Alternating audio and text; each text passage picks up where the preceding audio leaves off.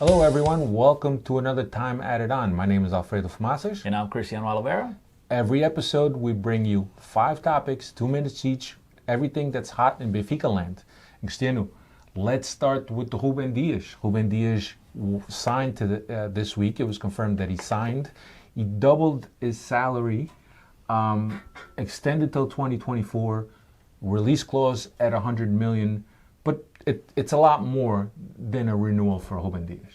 I mean, look, anytime Benfica is able to tie down any of their young players, and a player especially like Ruben Dias, a guy who is a leader on the field, in the locker room, a guy who gives it his all week in, week out for this club, I think it's a great piece of business for the club.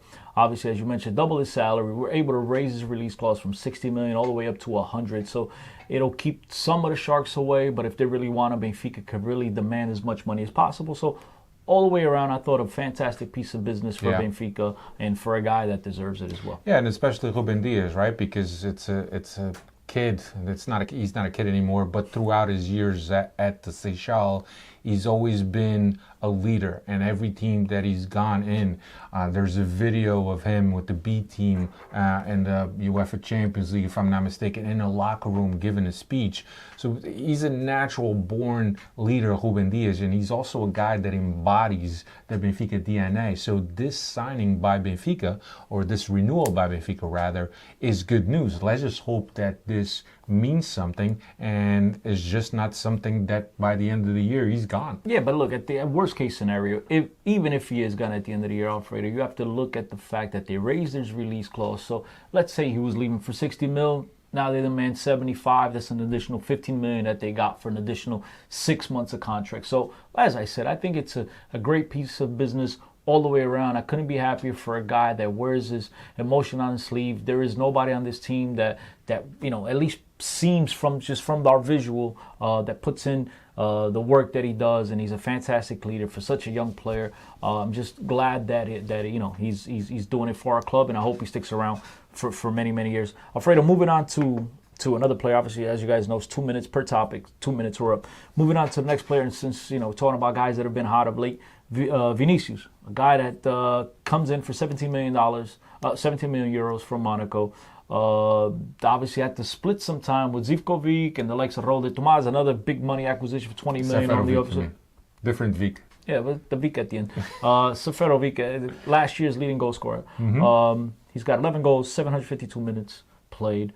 Fantastic goal scoring numbers. Your thoughts? Look, I think that there was a lot of doubt when we went and got Vinicius, right? Because of who we already had. Also a guy that was unproven. He did leave and was in Italy, if I'm not mistaken. Yeah, Napoli to Monaco on loan. Right, and then went to Monaco, struggled to find some room in Monaco. And Luis Felipe Vieira has already admitted that this was a guy that he personally wanted. And when Luis Felipe Vieira gets involved in these type of deals, you got to question it, because obviously he's a guy that doesn't know much about football. But really, the guy has taken his chances. He's participated in 17 games, but again, as you mentioned, only 752 minutes. So he's coming in as a sub, he's coming in 45 minutes, he's now grabbing some minutes as a starter, but he's a guy that's made an immediate impact and is also taking advantage of his opportunity. That's the important thing, is that he's making his minutes count, whether it's from the bench or from the starting lineup. He's been a terrific player of late. He's given Benfica tremendous comfort on the field with his goals, with his play, with his physical play. I think lately it's worked wonders. I know some of the Luis Felipe Vieira haters will tell you, well, the guy doesn't know nothing about football, but you know what? He has this one to point at. If he got this one right, which it seems so far he's done it, fantastic job by Luis Felipe Vieira, and I hope he keeps that eye for the future and brings in many more stars. Cristiano, next topic is Benfica and lower division teams, right? So we had the Taça de Portugal against Vizela. Benfica struggled there. This week we had Benfica against Covilhã, also another struggle. Sporting Covilhã, not to be confused with the other Sporting, which is probably just as crappy, but Cristiano, let me ask you this, right? A team that's leading the Liga NOS, right, that has a record of X amount of wins, the number doesn't occur to me, and only one loss, especially in Lage's Against reign. lower teams, they had 7 victories. This is the first time they've slipped up, which was today against Kovac. But it's not the result, but so much the performance, right? The Benfica that Cristiano and I grew up with are Benfica that just would absolutely hammer these lower division teams, even with the second lineup of B guys. But we see Benfica struggle. Why do you think Benfica struggles against these teams? That's a great question. Look, as you mentioned before, growing up, we grew up on a Benfica that it wasn't a question of if, it was by how many. Benfica was going to demolish the opposition, whether either in the starters, their backups, regardless who was in. We knew Benfica was going to win that game, and it was minimum. It started at 4 and up. And now it seems like Benfica struggles to put in a good performance against these lower-sided teams. And to me, it comes down to preparation, comes down to tactics. The coaching staff needs to wake these guys up, needs to have these guys prepare to play against these lower teams. It's as if Benfica plays up to their competition. And it's not acceptable for a team in Benfica's stature, a team that is absolutely demolishing other teams. They just demolished Marítimo at home 4-0 for the Liga NOS. We're talking about a team, first division team, and they go out and it's unacceptable to struggle against a team in the second division. It's just some things that we don't comprehend, but to me, it comes down to coaching, preparation, and tactics. Motivation. I think, professional level, I don't think professional players at this level need to be motivated. If you're not motivated, you're in the wrong sport. You need to see your ass out. Yeah, we can't even blame it on rotation of the squad. And you mentioned rotation of the squad, and this ties in perfectly to our next topic, and it is Zivkovic. Zivkovic, wow. For those of you that are shocked, yes, he is still a part of Benfica's roster. Yes, he is very lucky to be paid to be on holiday in the beautiful city of Lisboa, and he finally made an appearance today. He finally earned his paycheck. Absolutely. So, as we mentioned in the Benfica podcast this week, Lage post-game conference at the Sporting Covilhã game was asked about Zivkovic, obviously. He said that last year, at the second half of the year, Zivkovic stopped competing for his position. So I don't know how much of that had an impact on Lage's choices for this year. He played very, very minimal minutes in the International Champions Club, but he hasn't played at all.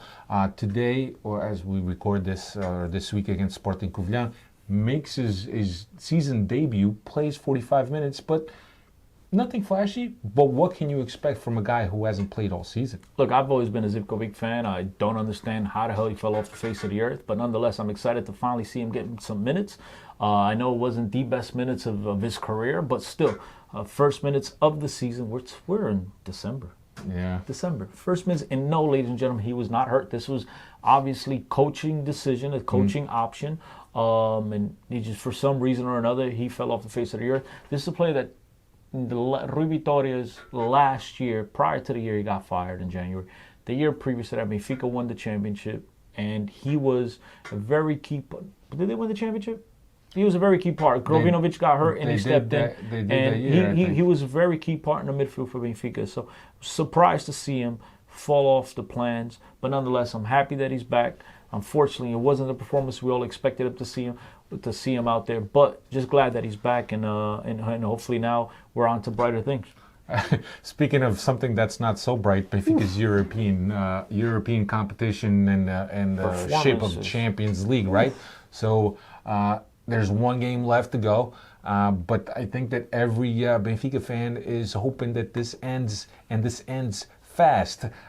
We had a chance to kind of save face against Leipzig, being up 2-0 going into the 90th minute, and we allow Leipzig to tie that game, and which completely gave us the boot. I think we spoke about the Champions League performances in one of our last Time at It On episodes, and I said it then and I'll say it again, and it seems as if Benfica finds a new way to embarrass themselves. It's like every week, like, let's see what we're going to do to embarrass ourselves this week. And now it was 2-0 lead going into the 90th minute. Let's mess this up, and they did. And it's like, let's become the laughingstock of Europe once again.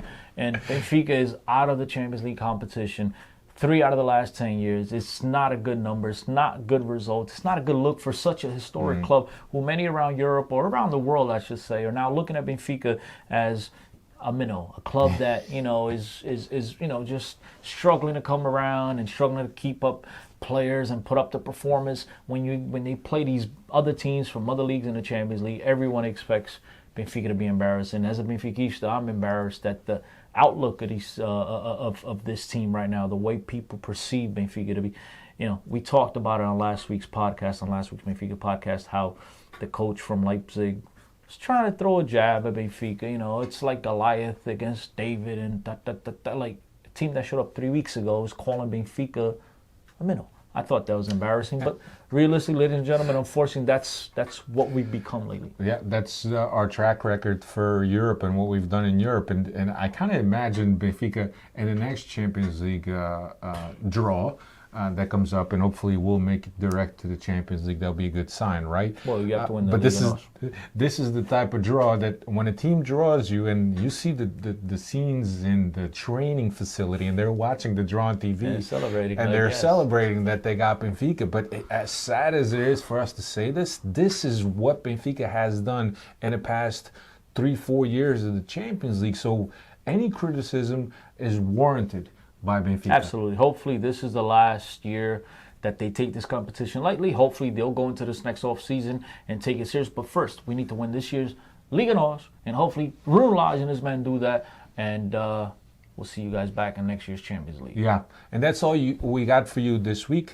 Don't forget to check out Benfica Independent. This is a production of Benfica Independent. My name is Alfredo Fumaças. I'm Cristiano Oliveira. Don't forget to follow us both on Twitter, on the bottom, and Instagram. On the bottom, you'll see our Twitter. And that's all we got. Thanks a lot. See you again next time. Take care, everybody.